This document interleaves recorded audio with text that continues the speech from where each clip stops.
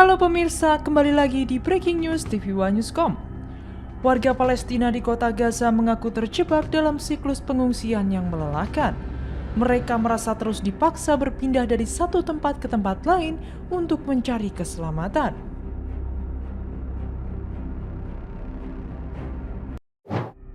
Nama Abu Ubaidah, juru bicara sayap militer Hamas Brigade Izzuddin Al-Qassam, kembali menjadi sorotan setelah Israel mengklaim dirinya tewas. Menteri Pertahanan Israel Katz lewat akun X menyebut Abu Ubaidah terbunuh dalam operasi gabungan IDF dan Shin Bet.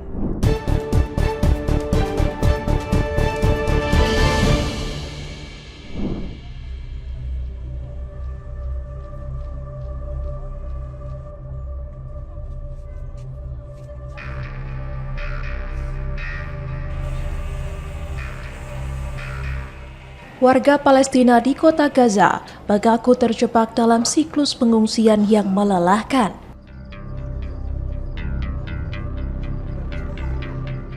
Mereka merasa terus dipaksa berpindah dari satu tempat ke tempat lain untuk mencari keselamatan.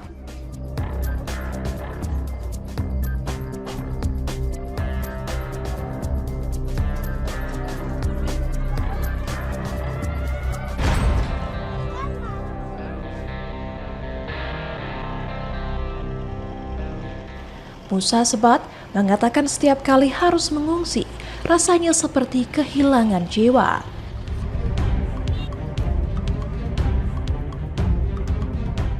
Menurutnya, pengungsian selalu membawa mereka dari satu tragedi ke tragedi lainnya.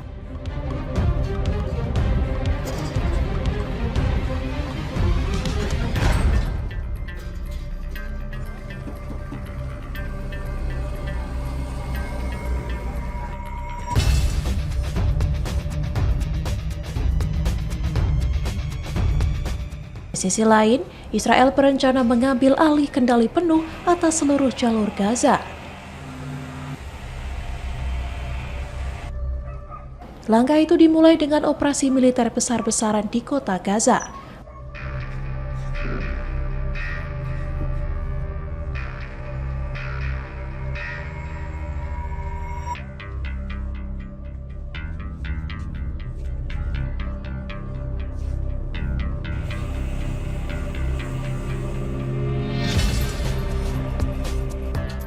Militer Israel menyebarkan selebaran pada 1 September yang meminta warga segera mengungsi ke selatan.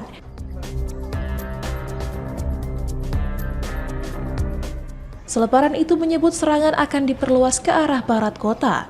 Israel mengklaim ingin mengevakuasi warga sipil sebelum menambah pasokan darat.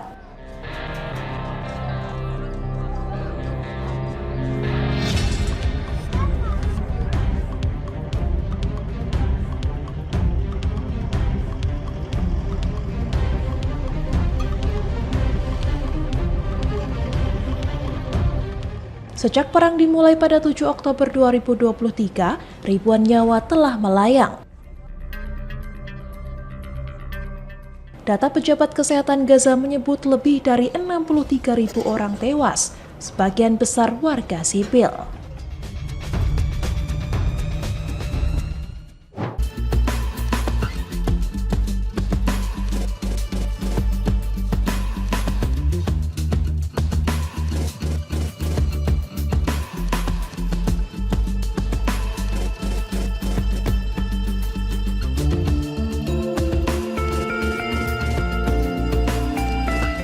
Media Amerika Serikat Washington Post mengungkap sebuah rencana mengejutkan dari Presiden Amerika Serikat Donald Trump. Dalam sebuah dokumen setebal 38 halaman, Trump disebut ingin menjadikan jalur Gaza sebagai pusat wisata dan kawasan manufaktur. Lebih dari 2 juta warga Gaza rencananya akan dipaksa meninggalkan wilayah itu setidaknya dalam 10 tahun. Agar tampak seperti sukarela, mereka dijanjikan uang $5.000 Amerika Serikat atau sekitar 82 juta rupiah, serta subsidi sewa rumah selama 4 tahun dan jatah makanan selama setahun. Tak hanya itu, warga yang memiliki tanah disebut akan diberi aset digital sebagai imbalan untuk membangun kembali properti mereka. Rencana ini selaras dengan pernyataan Trump sebelumnya yang ingin menjadikan Gaza sebagai Riviera Timur Tengah. Dokumen Great Trust disebut dikembangkan oleh Gaza Humanitarian Foundation, organisasi buatan Israel yang mendapat dukungan Amerika Serikat. Namun, sistem distribusi bantuan melalui yayasan ini justru dikritik oleh PBB karena dinilai mengalihkan bantuan kemanusiaan. Laporan PBB bahkan menyebut lebih dari 1.000 warga Gaza tewas saat berebut bantuan yayasan itu, banyak diantaranya ditembak pasukan Israel. Sejak agresi terbaru, Israel memperketat bahkan memblokir masuknya bantuan. Biasanya, ada sekitar 700 truk bantuan per hari, namun kini hanya segelintir yang bisa masuk wilayah Gaza. Agresi Israel sendiri telah menewaskan lebih dari 62.000 warga Palestina, membuat jutaan orang mengungsi dan menghancurkan ribuan fasilitas sipil.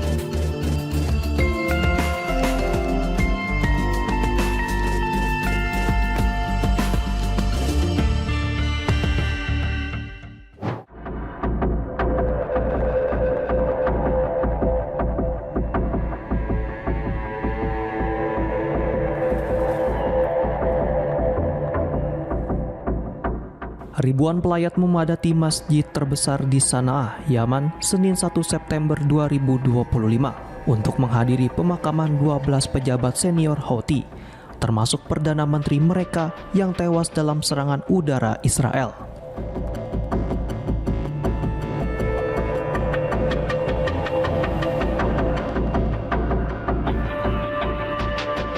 Serangan pada Kamis 28 Agustus 2025 lalu itu menjadi yang pertama menewaskan pejabat tinggi kelompok Houthi.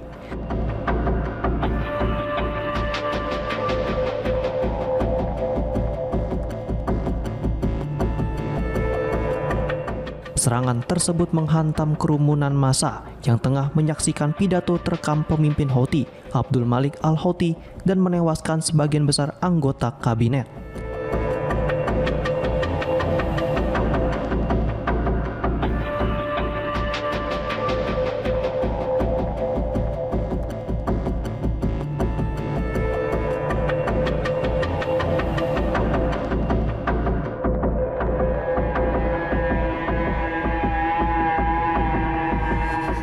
Dalam proses pemakaman, para pelayat meneriakkan slogan khas Houthi, sementara Mohammed Miftah yang kini menjabat sebagai kepala pemerintahan de facto bersumpah akan melakukan aksi balasan dan memperketat keamanan internal terhadap dugaan mata-mata.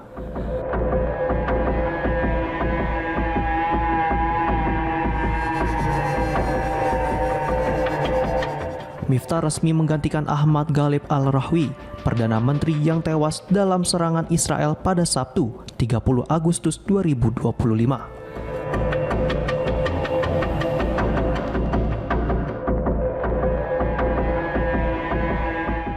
Meski demikian, al-Rahwi selama ini lebih dikenal sebagai sosok simbolis ketimbang bagian dari lingkaran inti kekuasaan Houthi.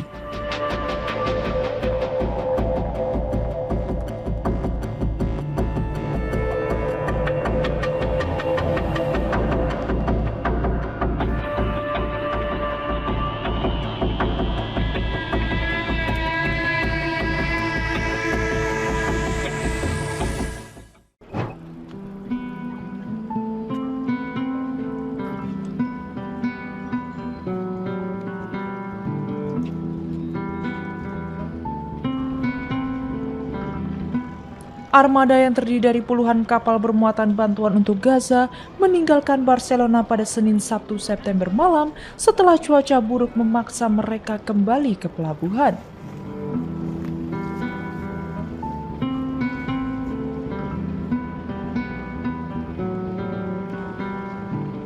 Beberapa kapal dari misi Armada Sumut Global membunyikan klakson saat berlayar.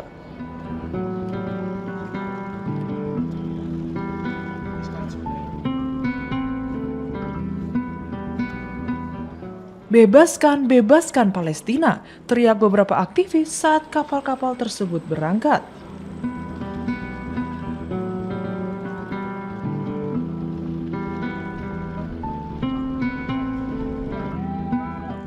Aktivis pro-Palestina termasuk aktivis iklim Greta Thunberg dan aktor Game of Thrones Liam Cunningham berada di atas armada yang bertujuan untuk mematahkan blokade laut Israel dan mengirimkan makanan serta bantuan kemanusiaan ke Gaza yang telah hancur akibat perang selama hampir 2 tahun.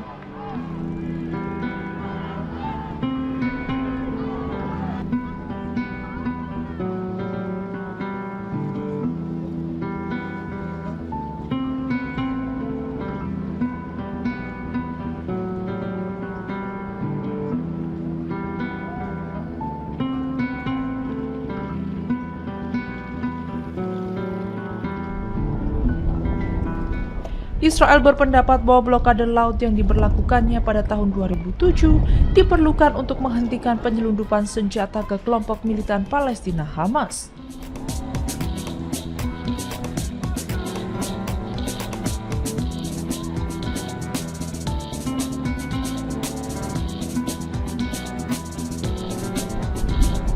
Israel juga menggambarkan upaya lain untuk mematahkan blokade tersebut, termasuk yang melibatkan Thunberg pada bulan Juni sebagai aksi propaganda untuk mendukung Hamas.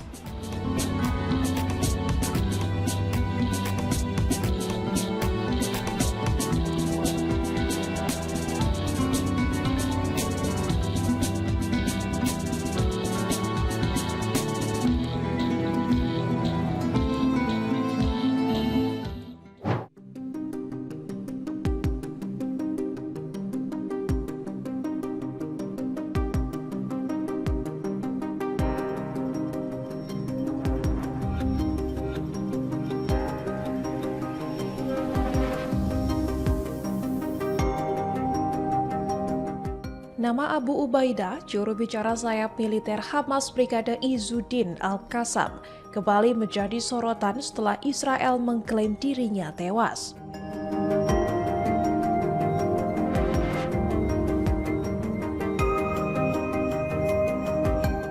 Menteri Pertahanan Israel Katz lewat akun X pada Minggu 31 Agustus menyebut Abu Ubaidah terbunuh dalam operasi gabungan IDF dan Shin Bet meski tidak memaparkan waktu serta lokasi pastinya. Abu Ubaidah selama ini dikenal sebagai sosok bertopeng yang identik dengan rekaman video para pejuang Hamas.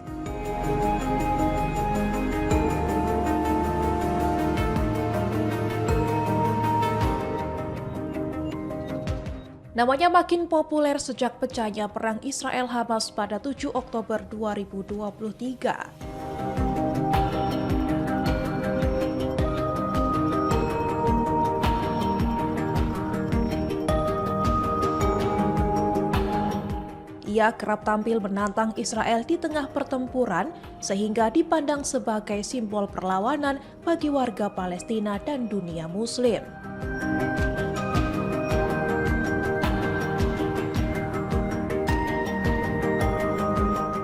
Bagi Israel dan sekutunya, Abu Ubaidah justru dianggap sebagai musuh besar yang harus disingkirkan.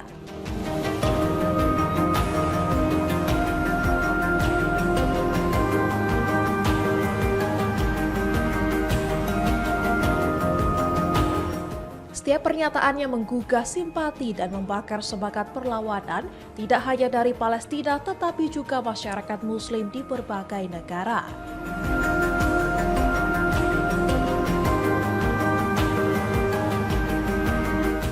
Hal itu membuat Israel sangat mengkhawatirkan pengaruhnya di media sosial.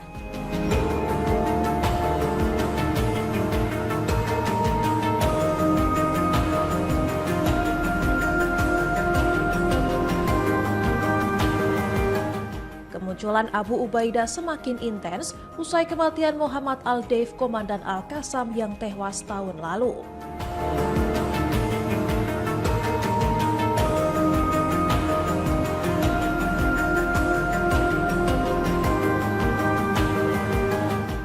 Al-Deif sebelumnya sempat mengumumkan dimulainya operasi Badai Al-Aqsa pada 7 Oktober 2023. Kini, kabar tewasnya Abu Ubaidah menambah daftar panjang tokoh militer Hamas yang diburu Israel dalam konflik Gaza.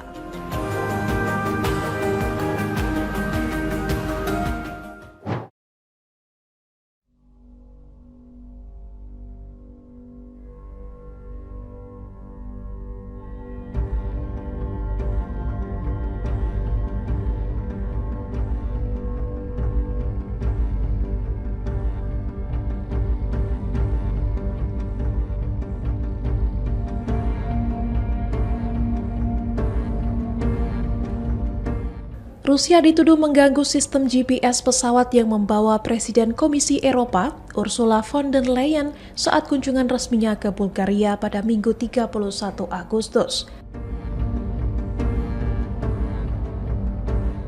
Insiden ini pertama kali dilaporkan oleh Financial Times dan memaksa pesawat mendarat di kota Plovdiv, Bulgaria. Akibat gangguan itu, pilot terpaksa menggunakan peta kertas alih-alih sistem navigasi elektronik. Seorang juru bicara Komisi Eropa mengonfirmasi adanya gangguan GPS tersebut pada keesokan harinya. Ia menyebut otoritas Bulgaria menduga gangguan dilakukan secara terang-terangan oleh Rusia. Menurutnya, ancaman dan intimidasi memang sudah menjadi pola rutin dari tindakan permusuhan Rusia.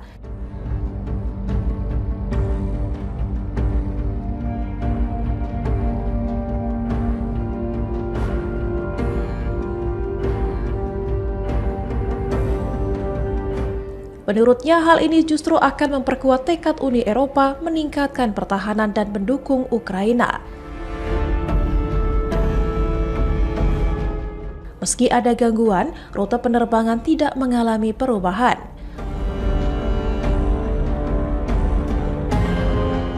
Von der Leyen sendiri berkunjung ke Bulgaria sebagai bagian dari tur ke negara-negara yang berbatasan dengan Rusia dan Belarus. Dalam pernyataannya, ia menegaskan bahwa Presiden Rusia Vladimir Putin adalah predator yang bisa dikendalikan melalui pencegahan kuat.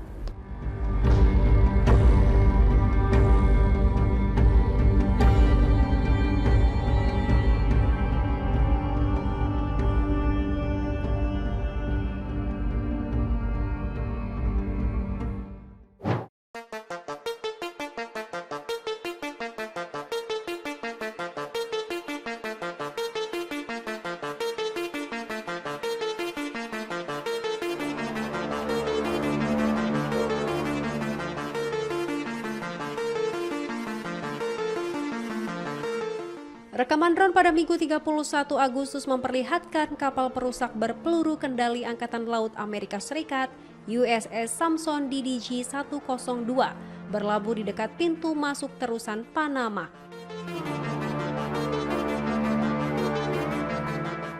Kehadiran kapal ini terjadi di tengah penumpukan besar pasukan Angkatan Laut Amerika Serikat di wilayah Karibia Selatan.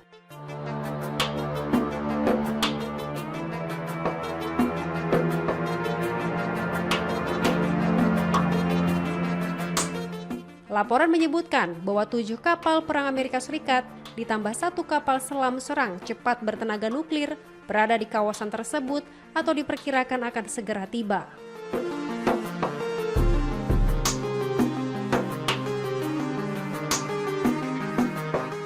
Kehadiran armada itu melibatkan lebih dari 4.500 pelaut dan marinir.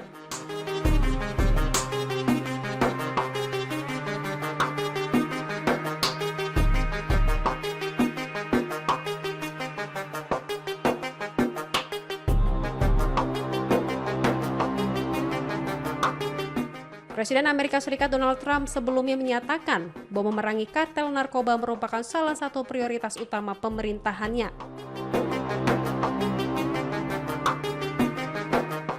Pejabat Amerika Serikat yang dikutip Reuters menyampaikan bahwa pengerahan militer tersebut ditujukan untuk menghadapi ancaman dari kartel narkoba.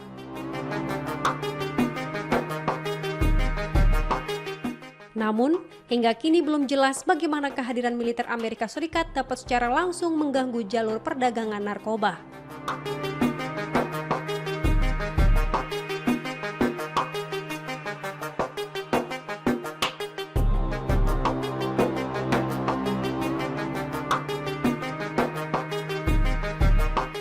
Sebagian besar perdagangan narkoba melalui laut menuju Amerika Serikat melewati jalur Pasifik, bukan Atlantik tempat armada Amerika Serikat ditempatkan.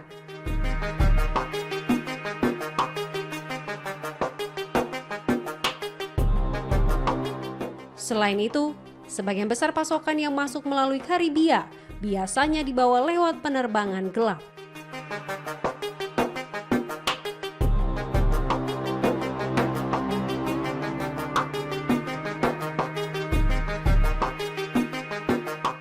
Sementara itu, Menteri Pertahanan Venezuela Vladimir Padrino dalam keterangan pada Minggu menegaskan bahwa negaranya siap berperang jika Amerika Serikat melanggar kedaulatan Venezuela, menyusul operasi anti perdagangan narkoba di kawasan tersebut.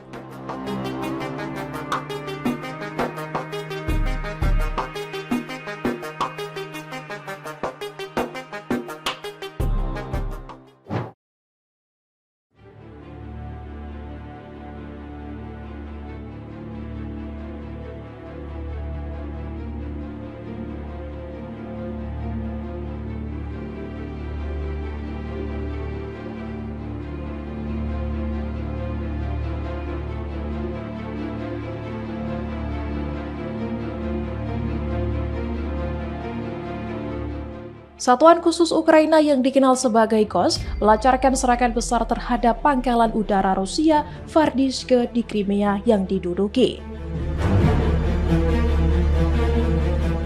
Dalam operasi yang berlangsung pada pagi 30 Agustus itu, 2 helikopter Mi-8 berhasil dihancurkan, sementara sebuah kapal tunda Rusia juga ikut menjadi sasaran.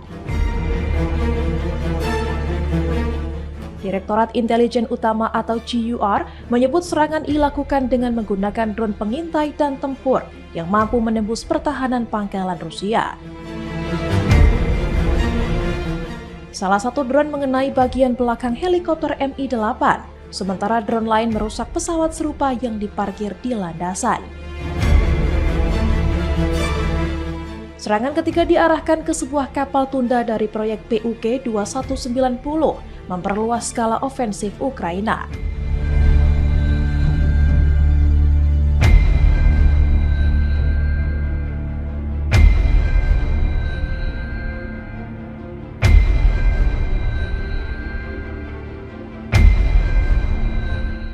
Benturan tersebut memicu kebakaran besar yang kemudian dikonfirmasi melalui citra satelit dengan terlihatnya kehancuran setidaknya 1 Mi-8.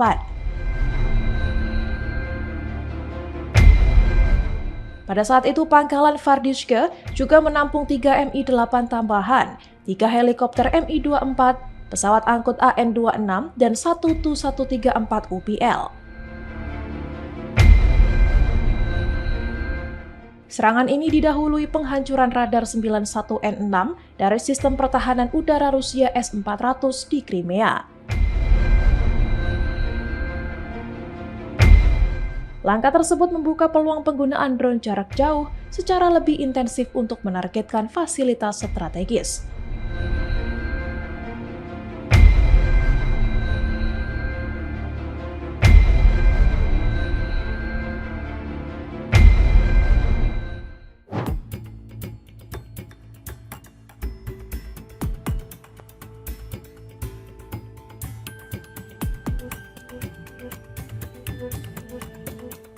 Pihak penegak hukum Ukraina, Senin 1 September 2025 mengeklaim kalau seorang pria yang ditangkap atas pembunuhan mantan ketua parlemen Ukraina, Andriy Parubi, seorang pria yang diduga pelaku penembakan itu diyakini terafiliasi dengan Rusia.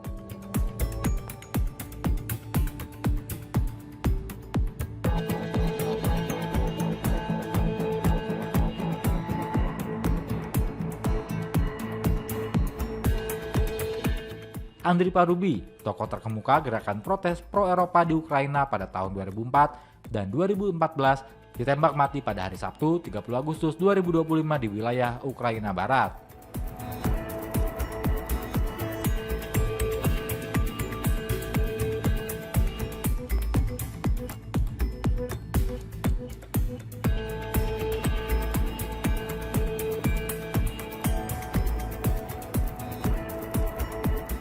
polisi mengatakan tersangka penembak yang penangkapannya diumumkan Senin pagi menembaki mantan juru bicara tersebut 8 kali di siang bolong.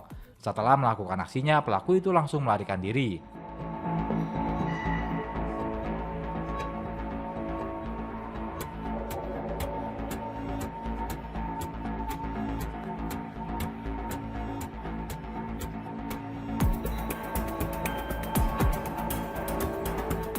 Sang penembak dilaporkan menyamar sebagai pengantar makanan saat melaksanakan aksinya. Sebelumnya, Presiden Ukraina Volodymyr Zelensky mengatakan Menteri Dalam Negeri Ihor Klimenko telah memberitahunya tentang penangkapan tersebut.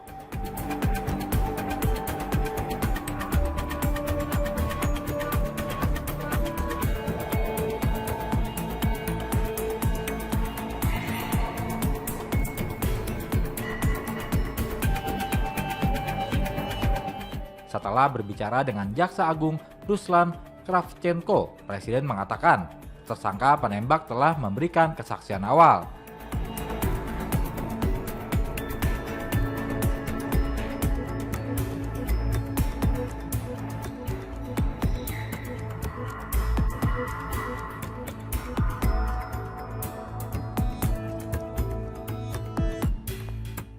Klimenko menyatakan operasi penangkapan pria tersebut di wilayah Khmelnytskyi melibatkan puluhan petugas. Ia menyebut pembunuhan Parubi direncanakan dengan cermat dengan alasan pengawasan terhadap pergerakan mantan pembicara dan rencana pelarian.